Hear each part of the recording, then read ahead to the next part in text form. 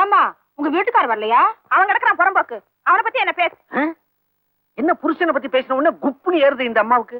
அது ஒண்ணு இல்லைங்க, கல்யாணமான மறுநாள புருஷன் முண்டாட்டிக்குள்ள ஒரு கசம்சா, அதான் நேரா இங்க வந்துருச்சு. என்னாச்சு?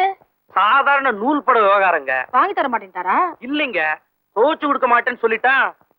அதுக்கப்புறம் அவங்களுக்குள்ள அடிதடி சண்டைன்னு ஆகி போயிருச்சுங்க. ஏன் கழுது அங்க போற, இங்கே இருன்னு சொல்லிட்டேன். 15 வருஷம் ஆயிருச்சு. இப்ப அவங்க வீட்டுக்காரர் என்ன பண்ணிட்டு இருக்காரு? அது லாண்டரி கடை வச்சிருக்கிறதா கேள்வி.